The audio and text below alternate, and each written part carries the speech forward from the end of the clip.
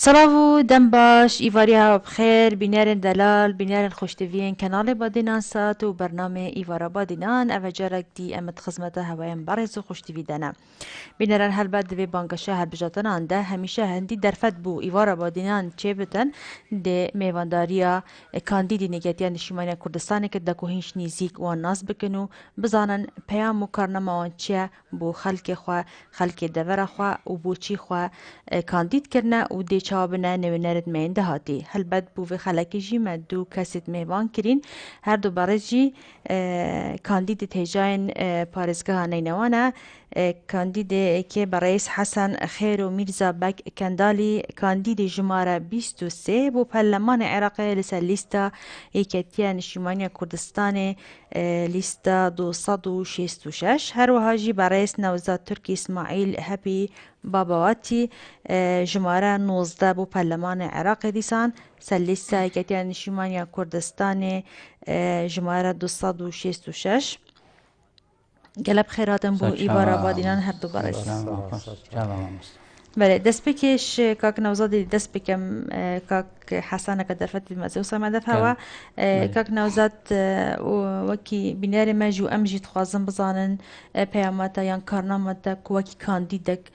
تچه و خب اگر دست بکش خبری ناس کرن کارو بلاو پایتا چنه برینها و نهاجی کاندید و کارنامتا چیه من نوزاد تركي إسماعيل هبيمة عشيرة بابواتي ما مرشح برلمان عراقي السر لستا كدين اجتماعي كردستان لستا 266 از کارگر ملبند موسلمجی هفتی نینوا و از برپرسی ناوندی رخراو دموکراتیکانی شنگالما و پیامم او خلق بری مشارکه بکه و براستی از پیروزبایا برای زدیا مشکید کم مناسبه چهارشنبه سر سال زدیا و چهارشنبه سحر ان شاء الله روزی دوان همه عید و خیر و خوشی سر وان و عراقی مشکیده به و حریم کردستان جی بله کاک حسن جناب تا خب دی ناس کرن حسن خير وميرزا وكندالي كان لي لسته يكتين اجتماعي كردستان الرقم قائمة 266 تسلسل 23 بله اس ما مصطفى حسن خير وميرزا بلت خوندني اس درچوي زانكويا مسلم بشي ميجوي ماجستير ميجوي هي جامعة سانتي كليمانتس بله يعني انها بيشاتا ما مستايا بري بله ما مستايا وما مستاما النافنجيا مهاتي يانوغش والبي عندي في مباني السوباسيات كم خشكاسوها زور سباس بوتش وفي عيدة عصر صالح الحمو إيديا بيروزيت كان الشنقالة رنقين والقضاء شيخان والحمو خلكي والله ما عراقي ودبرت براتي وإن شاء الله حمو عيدة عراقي عيدة خيري بن وآشتي وبراتي بن سوباس كرمك بله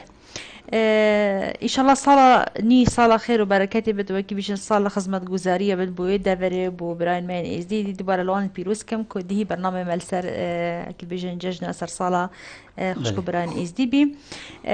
بله افروكال سر دو كانديد دو دبرنا كو السلسلة كتيان شمال كردستان بو برلمان عراقي كو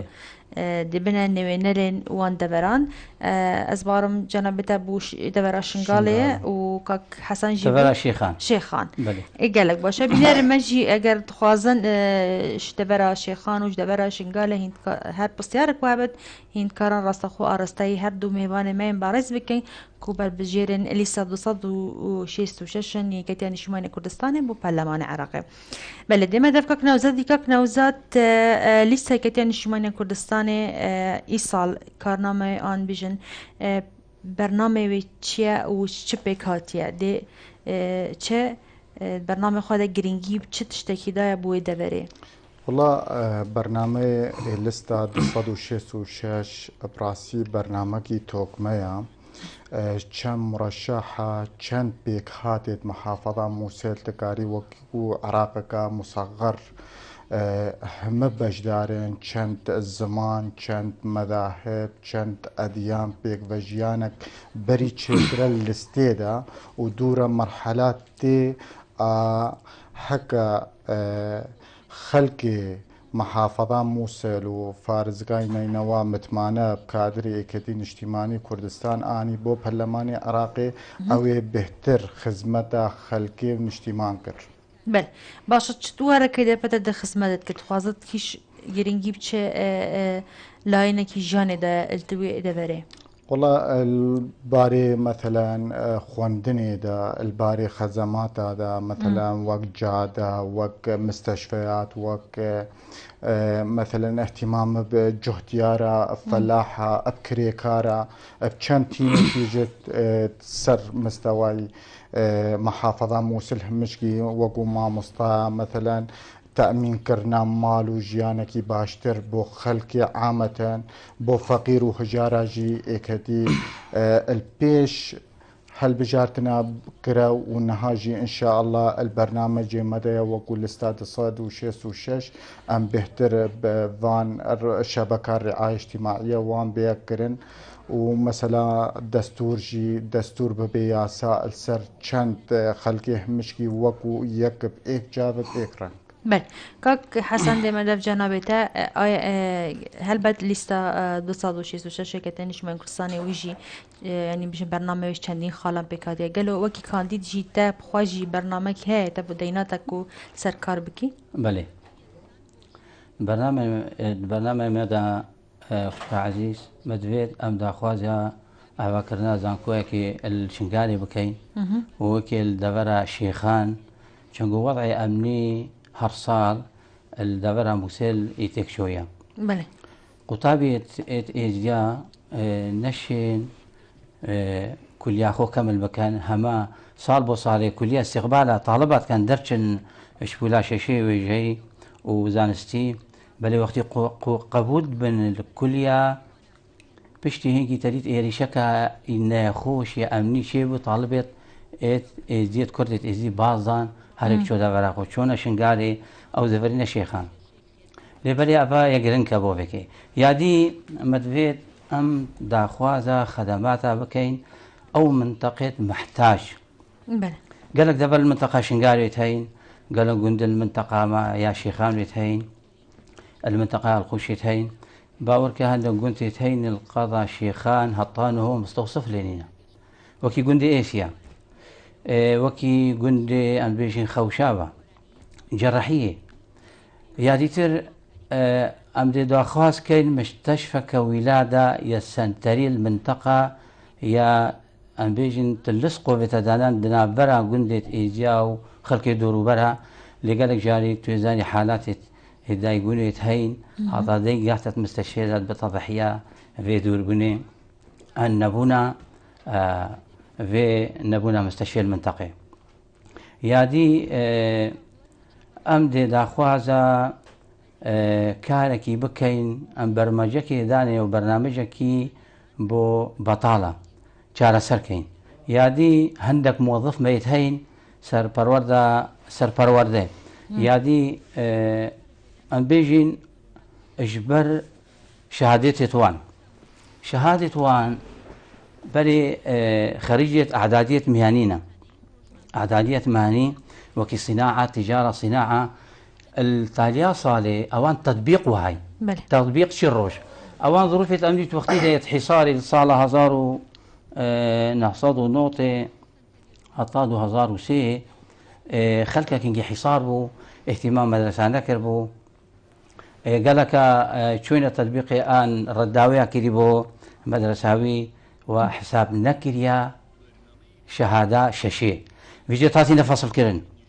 مدفيا ام داخوازي بكين وبيش على سر بكين شاوا سر شهاداوية متوسطة عين كان شنقوي خدمة واي بله خدا بشوكا زور باشا بله. اف تشنت بس كري بتر لاين خدمت گزارینه و هلبت ام همین دزانم که دبر بتر پی دی وی خدمت گزاریان هنا چندی کاندید دیج متن هیت پارزگاه ها نینوانن بله. گلو اول بت ارکی وانا یان ارکی ویا کوهین وکی گرهاتو هين دركتنو وسكتم دز بينا هين ببنا نوينا روان برلمان عراق والله هين بتشارك كل برلمان عراقي وان دخازيتون جيبج كان بجوان بروجان أبي بحث كين أنجام دن ام بيجي خوشكا سهام او مرشح حزمية برلمانية برية عراقي احتمال اوان داخوازا بان تشاكري بظروف عراقي حكومته احتمال قلق جاري يعني ابا اكيد نيد مستقرا تصويتي سرفان تشتات كان مشاريع عوان بس جيب جناية بجنبي حالي كانديت وعوديتوي بجناين وقتي امنه تشين برانبري خلككي مقابلة جماوري خود كين اوان تشتت بري الناف شافت مدن بيجو انجدي وكي وان كين باشا بوشي نتاتن جيبج كرن يعني بله كاروان يعني نتات جيبج كوان هول دان يعني كو كار بينا كرن وكار نتاتنا كرن بله رجلي تشبين يعني كار نتاتنا كرن البيدافري بله ام بيجي يعني كانت وان كو ان تشتي طلب كريم وان قالك تشتي طلب كريم مثلا تشتي بين طلب كريم بكاروان اواش برنامج كي تايبت هبو الدبري تخوكو برنامج بكار بينن يعني افتشتي الشارع ما خلك ما جماعه ما بيشتن او تشتي ان بيجي هو كاين بيجنا وهناك كريا كان قلت بلي وهو هناك كريا بيجا بلي باش عم نتشك دفكك نوزاتي كاك نوزاتو تشد بيجيكو هل بات الهمي بانقشا ده كانديد كومالك وعدد دتنو بيمان دت ام دي وكن بتريا وعدد كانديدا جاكرا منها برا خبدني همي بحث خدمة جزاريات كان وبري نهاجي كاك حسني هاي إشارات بحند لك كانديدا كو بيجم نوينارك وهابي البرلمان عراقي ابو بارز غانينوا نويناركي وهابي بلي باشا حتى نهجي او كارنويها والله انكو بين كرن ناتنا كرن توچ بيجي رجري تشبين يانجي ايا هين ببنا نوينار هيني هر وصا بس هاول دنيان دي يعني بيجن جداهي دي تشبت اگر هين بچن خوشك سهام مسألة براسي البرلمان العراقي دا يعني الفارزقاي موصل دان بيجين السلطة تشريعية نا تنفيذية بس بداخوا اف مرشح يعني هر لا ينكي تشيد بالسلطة التشريعي تنفيذي جي اتشتكي كلكي غلطة ام وعدا برندن امت مقيد بن بتشتي ام كاربن بي مثلا تشتن هن متعلق ببرلمان عراقي ف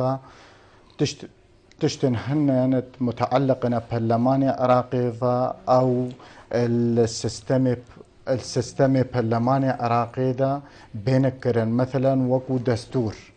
مثلا موازنة بيشمرقة يا موازنة حريمة كردستاني مثلا مسألة ناوتشيت كيشل سر يعني متنازع يعني دا برينش فقط عندنا وانش حريمة كردستاني اف اشي برلمان عراقية لازمة ام وكو جبهة كردستاني الكل او ايمانا وان فان تشتاها بهم تشين البرلمان العراقي ده الشر السر بكن مثلا نفطي وغازيجي بله اگر درفت بدي ما بيبانيت هم بيبانيت بينا رجال قدام دي صار مجال دي ما تتباخو بله كاك خليل قال مزبارم ايوار باش سرچاوا خيرات ناردم ايوان نگوتم قالك سپاس خوشی برنامه‌تون هر صاحبي بسیارکش موسى حسن بله از بیمه بوچی لینا پرسنش عالی پارتی جمهوریت کردستان در بسیار جمعیت گرتن نایلم حیدا خو پیروزی بارش برکه قناه تجارت تی وی نافی جابون جروان برزانی نایلا بیت لالش بیتاجی میوان مشهور فهادون سویت هادون اشتاق گلی کومبون بسری جای شغاله من بربم حفله خود چیکن حزب پارتی بساحت جابونه هنا وبردانه هنا وبلقل ما كرنو مجلس تشتكي بما مدرسة حسن بله كاك خليل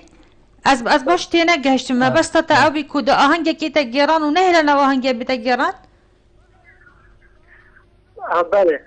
او هر دي جي اتفار موقف بس هذا كشي كر بله جاليه نجوان برنامج حكومت پارتی با زیر ماده گرتنا هرنا ده سالا و سال ماتكن اها وتدفيتن كاك حسن برسبات بو بساري بله مزيدن كاك حسن بيجي بوچي لينا برسن بوچي لينا برسن بله گشت یاش کاک خەلیل زۆر سپاس و پەیوەندەتە ji شنگال الگەلمەوی دەست خۆش پەیوەندێک دیمە هەیە کاک یونسش ئاکرێ فەرموو الو دم باش دەمباوە سەرچەڤە تو چوانی خوشکاسان تو پر باشی الحەمدلله ماهین باش بن ئەژی باشم زۆر سپاس الحمدلله شکر بخودت خیراتنا برای سرد میوانیکات کم خوشکاسان بەێ هەر ساغ بی بله راستی بری کم که من ناز دا خوشکاسان من پسیره کشته اگر جبجه که دیر سپاسی هواتم فەرموو بله اگر هوا جدیا تا زباری پاریزر آته امام مصطفى محمد زباری میوان کرد وانی دیگه هم در گلک سپاسی هوا که خوشکاسان بەێ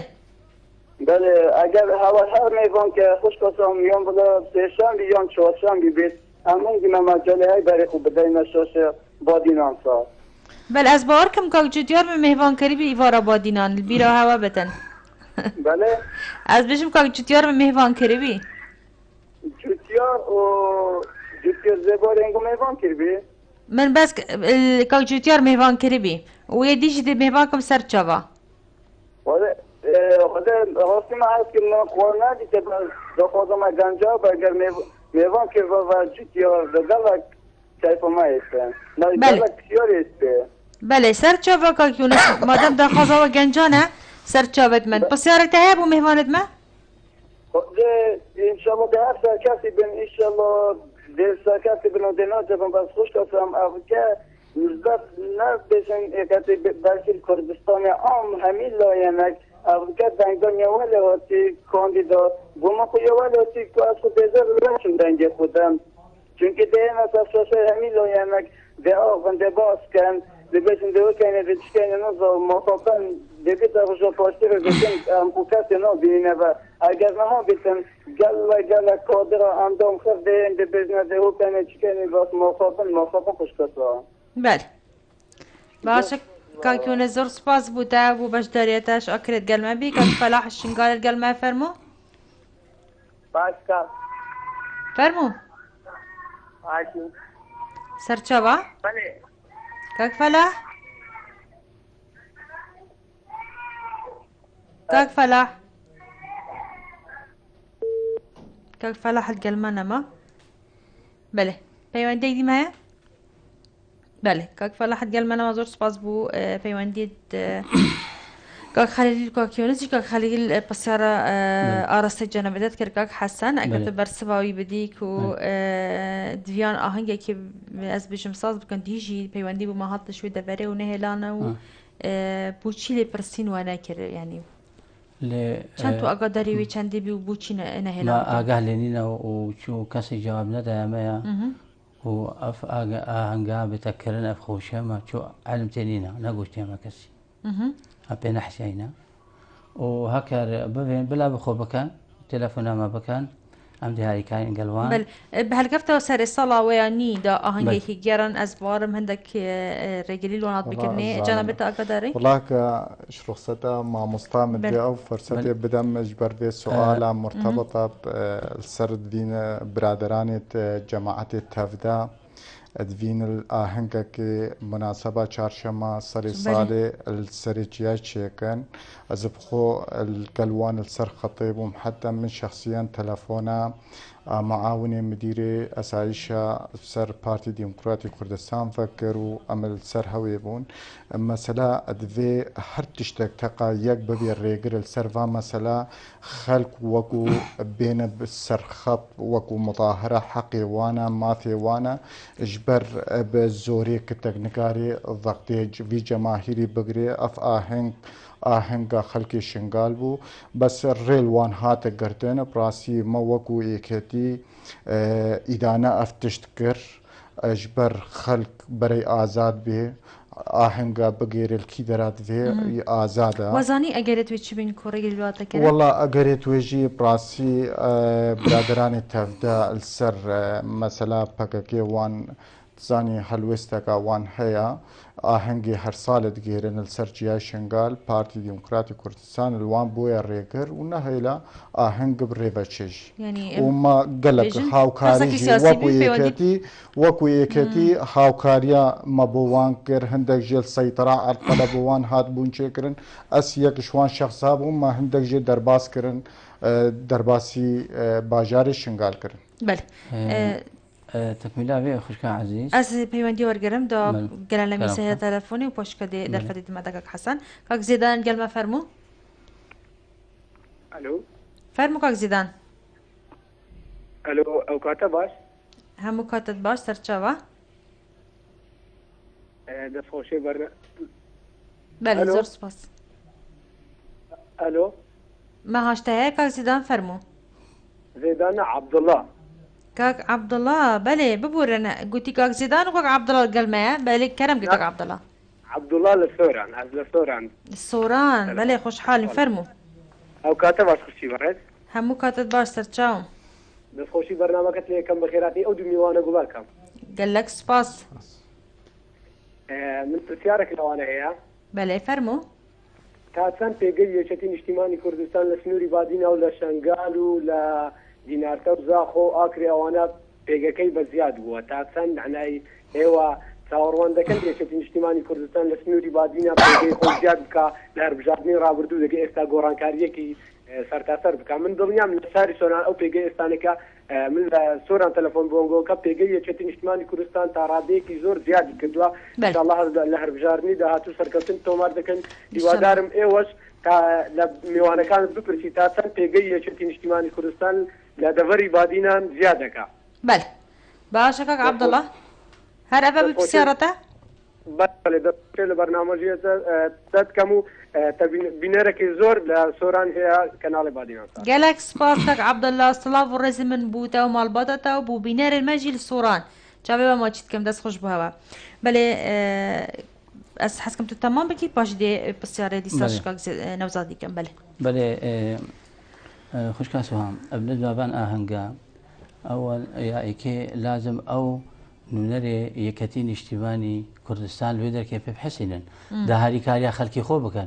بس هكا أوش نخو بشن آهنگا دانين ظروفات أمنية تخوشن وضعية أمنية يخوشها احتمال بزانك كاتشي كيف بيرابيا اف ايريشا بله كاك نوزاد بجد بيرابين هبين وغادر بين رخصت ده خزر بستكر بين والله اوان بخو وكو مسؤولية تفدا السر جماعة بككي قوما تقديمي اجازة مش اسايش ورقرت مش قائمة ورقرت مش دعوتا كانت ليانة سياسية ويدريه مش كيكرا كواتا وين رخصت ورقرت يعني معاونة اسايش سر بارتي ديمقراطي او تشترط كر بله أوي رنكركو بيجت ما الرسميات يعني ما الرسميات اسطاندين يعني ما إجازة واسطاندي بدل فتوى اسطاندي بلاي عشايتي عن حكومتي قائمة مقامي عن شرطة بين بوان حماية وفركان بس أوي بيجت النهي لايا أم نزاي النهي لايا هر أوان طلب كري دا خواست كريا أو كو خلكيوان بيرابيا و هنگا خو بكان وخوش ياخو نزاني أي الرنكر بوما بله وجانا بدت بجد أقدرنا بسر هندي يعني نظن آهنگك وصاهات يارات كرن كونهات ياساس كرن بله وكاكنا زاد جي بجد وانا دا خاص كربي او وانا رات كرينه لا باشا الا دا خاص بكن بو آهنگي هر سال برينا جي وصابي آهنگا خد جيران ودا خاص كرن مسألة تزاني وضعي أمني مستقر نينا بله تشتكى يعني الطلبة مثلا قائم وأسايش وشرطة وبوليس وان بو حماية آهنجي يعني نشرتت وآهنجي كي دائما مقيد بجهة سياسيا وكو هوية بس اجبر وضع استقرار أمني وان طلب كربو أفبر برسية كي تبدا بيجي ما موافقة كرا وكو أسايش رد كر أزي مطلع أمل سردي تشتي بله باشە ئەم بێنە سەر کاکوونس پرسیاراوی بوومە بی و دەخوازە سەرکەوتنێ بۆ هاوات کرد و کاک عەبدوڵاژیش سوڕاند گەلمە بی طبعا پرسیاراوی ئەوە تا چەند پێگەی گرتنیشمای کوردستان زیاد بووە دەڤەرە هەوە ئەوی بەحسە هەمی دەڤەرات کرد بەس ئەگەر وە زانیاری هەبێت ئەم حەزکەن سەر هەمی دەڤەرمێت بادینان ئەگەر نە سەر دەڤەرە هەوە وەکو ئێکێتی نیشتیمانی کوردستان سەر مەسەلا پێک دهۆک و مووسڵ زیادکردنەکە سەرەتای دامەزراندنە ئێکێتی خەلکێ بادینان پێش مچکی بووم وان شۆڕەشکەرە تبێ مەسەلا خەلکێ قەزا شنگاژی چار ئەندامی سەرکردە شەهیدی سەرکردە و مەجموعەک پێشمەرگەل وان هەندێک ژێ شەهیدجی نەبوونە و هەندێک ژێ مانەژی هەتا نەها شۆڕەشێ تەمامت کرد هەفتی و پێنجێ شهید عبدالرحمن شنگالی و شهید عزت شنگالی و شهید یونس شنگالی و شهید بدل شنگالی و بین ابراهیم عزو خلقی منطقه زمار و تلحفر و جبار سندی وان وەکو هەلبژارتنی چوویژی سەر مستەوای محافظە مووسڵ ئێکەتی نیشتیمانی کوردستان کاری تقریبا 5,000 دەنگی دەستێ خۆبینێ متمانیا خەلکێ محافظە مووسڵ گرتە و ئەمت بهنێن نەهالڤان حملە هەلبژارتنێدا دێ زیاتر بن و ئینشاء الله ئێکەتی ئەفجارە سەرانسەری هەرێما کوردستانی و مەناطقێت کەرکووک و مووسڵ و دیالا و بەغدا ئینشاء الله دەنگنی باشتر جارانێت چوویی بهتر ژینی بله ئیشەڵڵا پەیوەندی دیمە هەیە کاک فەلاح هەلگەلمەیە کاک فەلاح فەرموو باش کاک سەرچاوە سلام بۆ نەزەدیانە باشی زۆر سپاس تو چاوانی والحەمدلله فەرموو والله بەر مەسەلا بژم نەوزەتی ئەوش بەر پێشمەرگە بله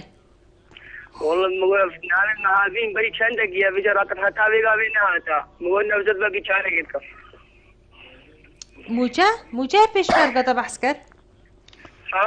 ئەوە دامەزراندنە دامەزراندنە پێشمەرگەی دامەزراندنە پێشمەرگە بله شمانکی دەوێ راتب نافاتە بەس راتب نەهاتە مگۆ بەڵکی نەوزە کاک نەوزەتی چارێکی بکەم بله ئەوە کاک نەوزادیە باش دەست خۆش کاک فەلاح پەیوەندیە دی کریارمە کاک محەممەد شکەرکووکێ بەلێ کاک محەممەد السلام عليكم سلام سەرچاوە بلا كركوك قدسي كل ساق صدقم خوش حالم زۆر سپاس بوو جەنابەت بۆ بەشداریکردنت داوای خەڵکی بادینان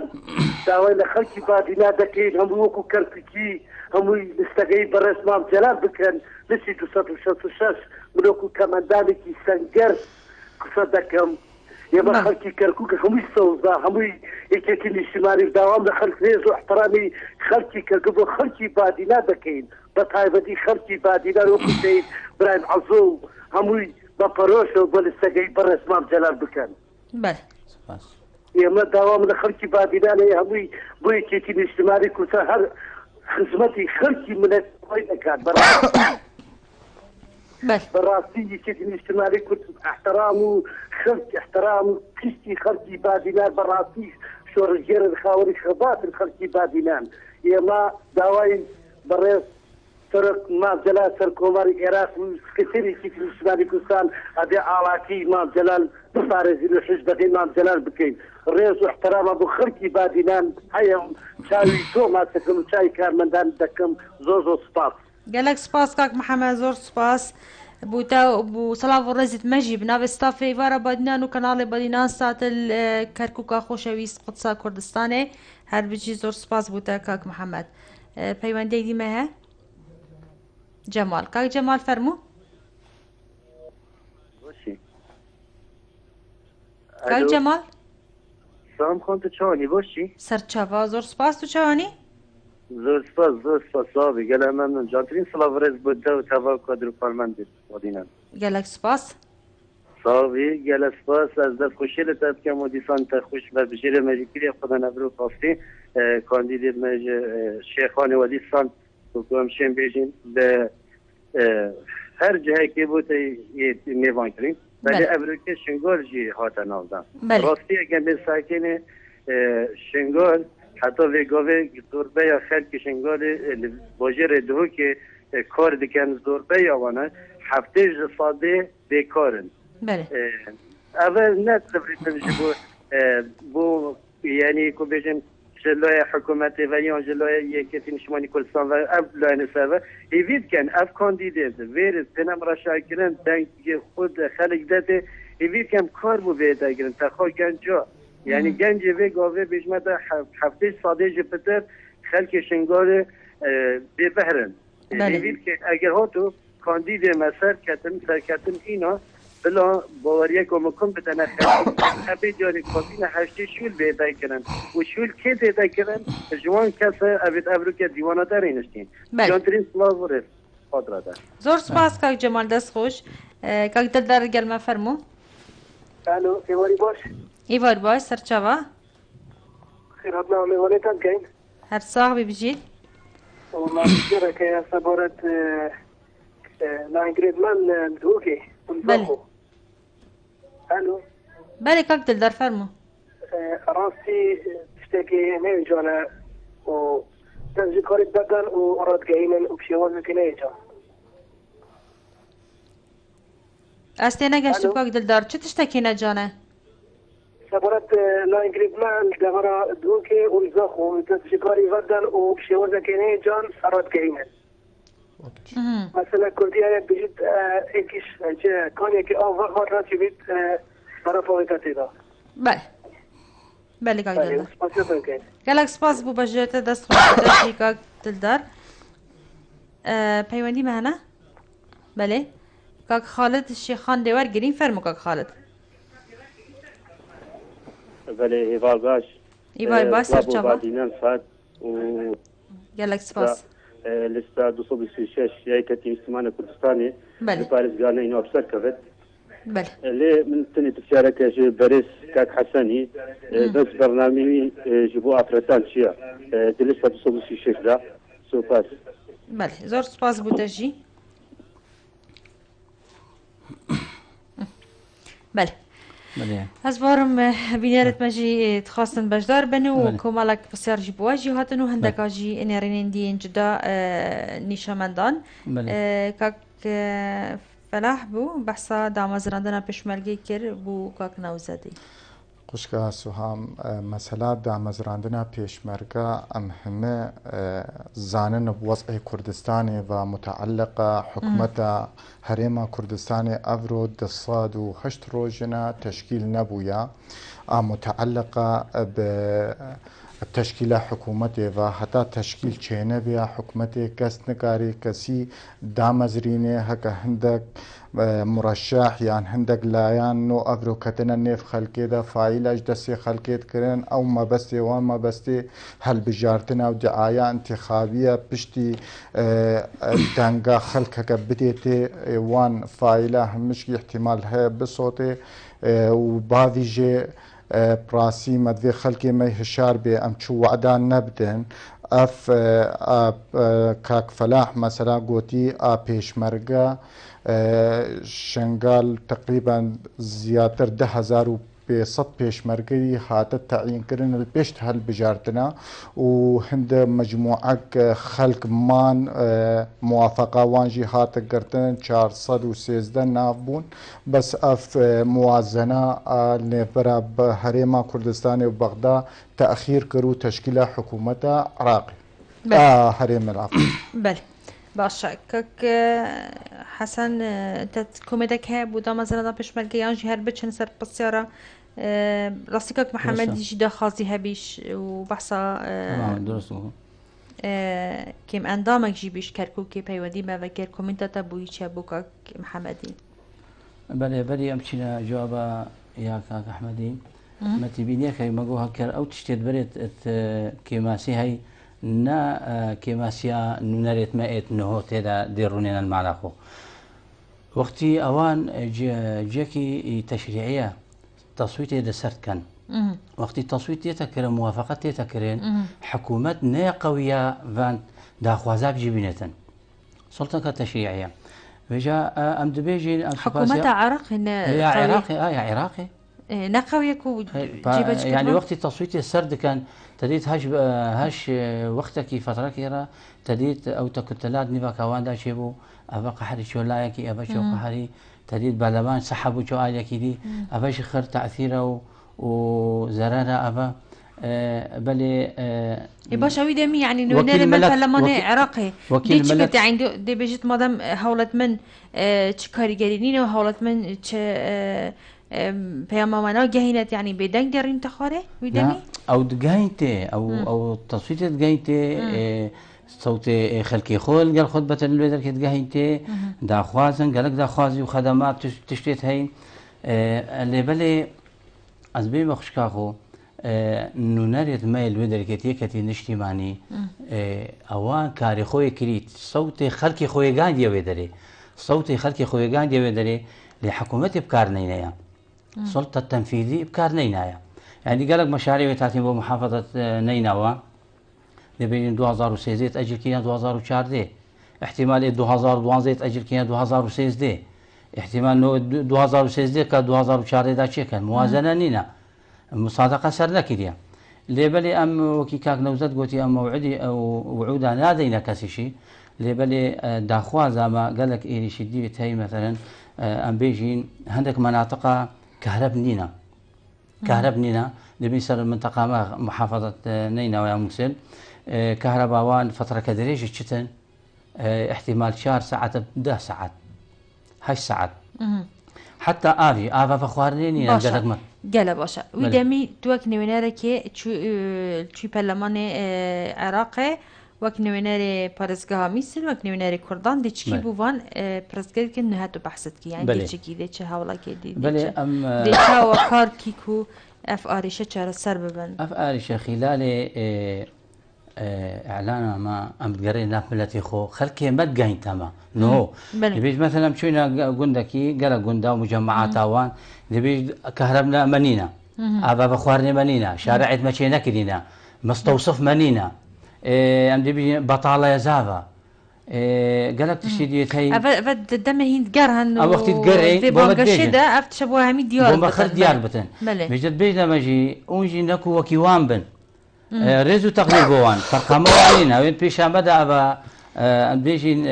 فتركا او ديشين هندك دي ان رساله دي كامل كان ابا حكومه العراق 8 صاله 4 صاله برلمان تذكرين امنا بيجين هكا الحكومه رشد ودرز بالبغداد وافان انه نريد وكيل ملت الويدر اذا خواز افان تشتاكر ان نكر هنجي حقي خلكي ما هي غازن داش ما وقت باشكك خالد الشيخان بحثتك بسيارك شتك بج برنامجك حسني بو افرطان تشا برنامج برنامج ما ازبي ما خوشكاخو برنامج ما هر وكي برنامجي اند بيجين برلمان جي ياسا وقال ياسا درت كفن جي جنيه برجوان دي جين دان يادي او وقال لك ياسا شتينا همار كرنكو هلبت نمدار ما شنو يريد خبرت كن جوان ياسا سكن مدبيت حقوقي جن كي جي هبتن يا افرت هبت يادي شتو فرق جداهي دنا برا جنو زلامي جدانا بتن يعني بدي بيجين نهو بدي بيجين برلماني جنم يعني بشكل دارة قالك باشا كيف مجدئتن بس كان باشا ياساك أو ياساي كل هرم كردستاني مثلا أو ياساتي هم ماركرن كونا هايلتن جنادو تبينين كو مرجد بوديناتي كو جنادو بينتن سلام لي أول عراقي هيش تاكي خويا وزلام شي تشار جنابينتن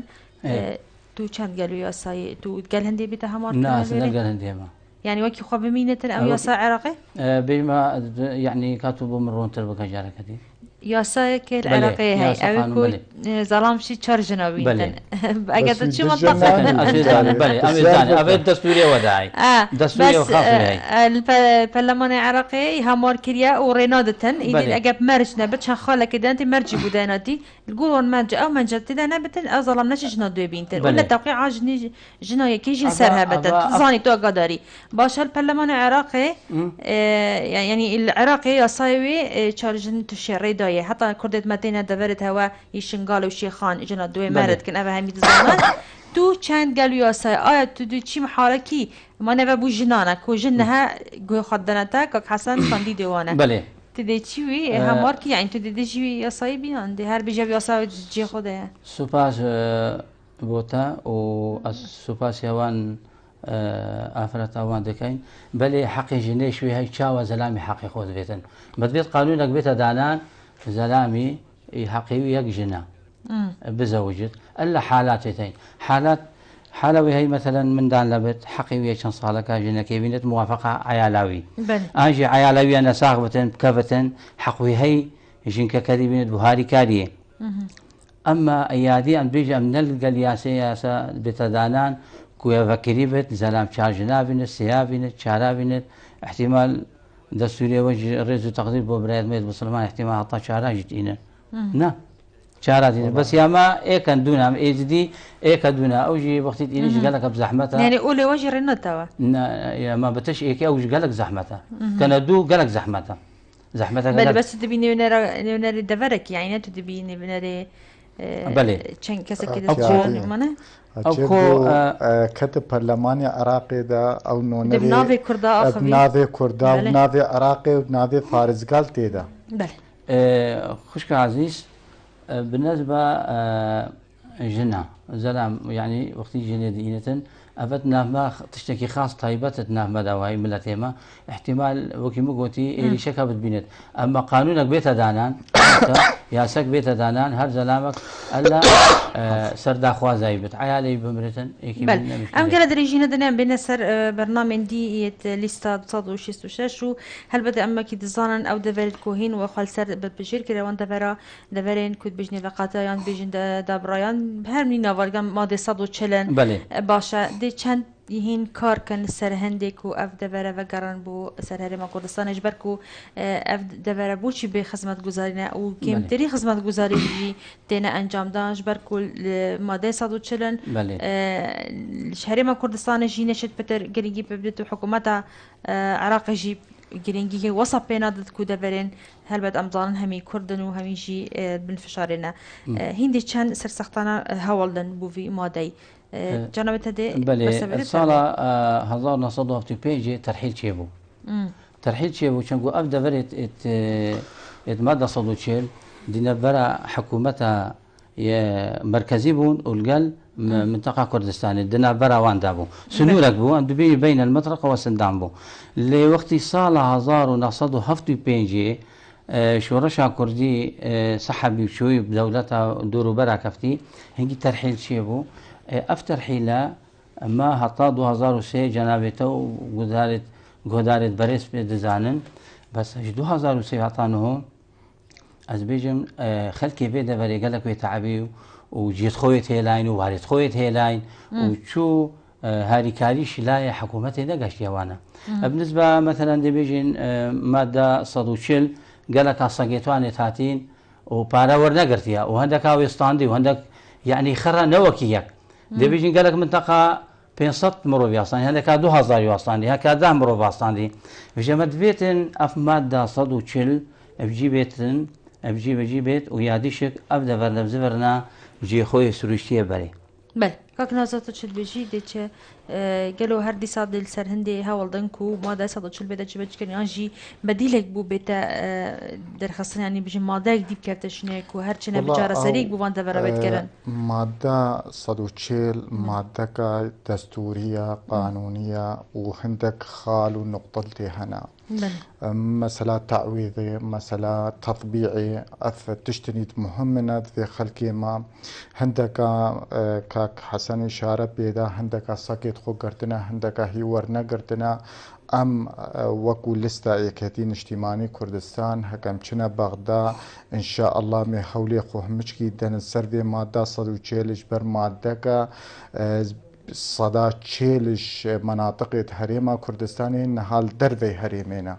ومسألة موازنة مادة صدو چيلش بر او ده فقرلتي هنن فقرك جي بيجن الوافدين اويت مثلا عربي اني شونا كردا وخلقكي كرد انينا خاصة الهند خلقي شنغال انين بربدهوكي وهولير وسليماني يعني برنا تل احفر يعني برنا قنداو ومجمعات وانا او الصالة هفتي وبينجي سروي اساسي او مجمعات وجندو او تشكيل بون ما وكو الاستاد الصاد وشيس وشاش ان شاء الله ميكاركن وعاد ترجي مسألة شاوى ام قارب خدمة خلقي خبكن الروية قانوني ذا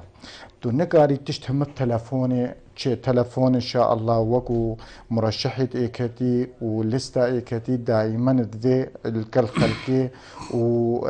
ايشيت خلقيها بردوام جيبي بقي هنا السرقرة بس ذي مكتبك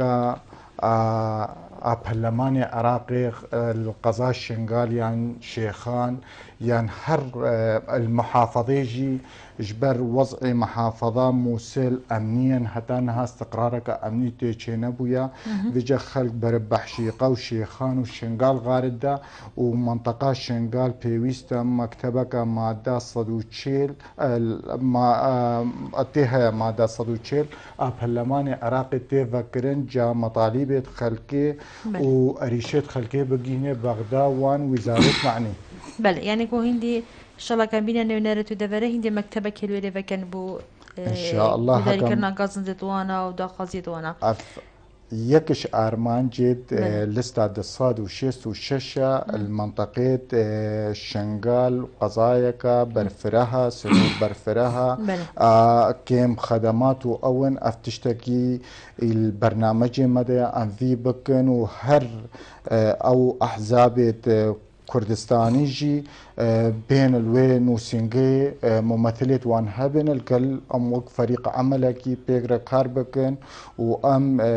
فان مناطق فقيرن سر هريما كردستاني بله كاك حسن بانكشا هل بجاتني هل بدأ مبينين بريفاد تشتن قالوا اللوان دفرا تشا بريفاد تشتن بانكشا وقتها شرات جي بكري تقول كوخ اختن دم عم شنو دخل خلكي خلق غازن تخوات كد بجد أف منينة وأف نهات يكرن وأف جلانينة وأف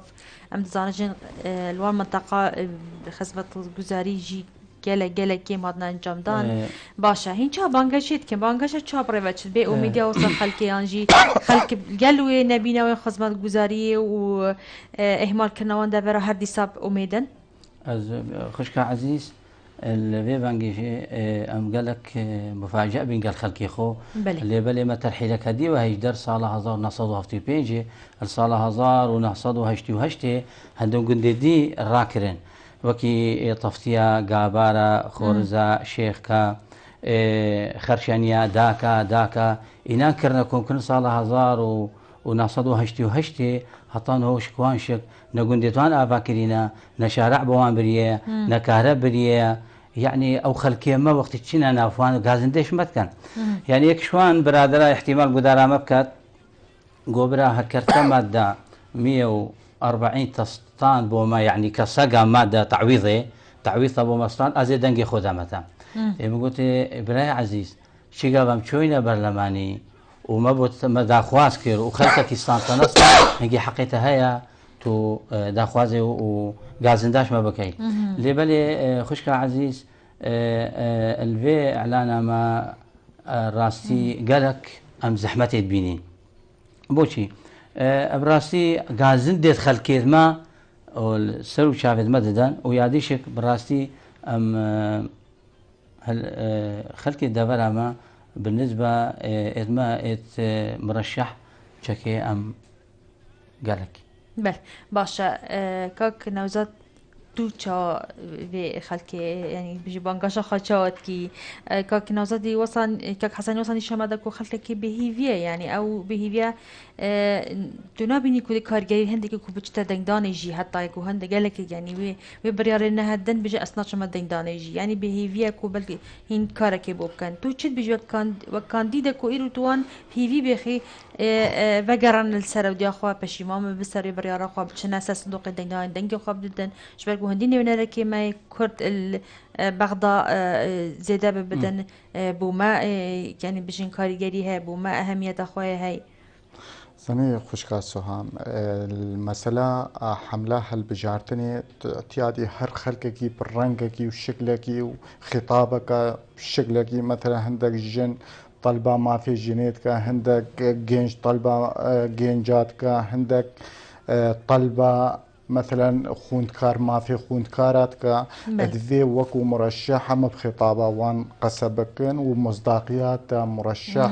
لستي اهم تشتبو خلقي انبر الصادق بين الكل خلقي ان شاء الله لستا موفق الكاري مرشحت خوجي جبر هكتو هر انسانك داخوازيا وي الجهه ويدا دانيني احتمال هيا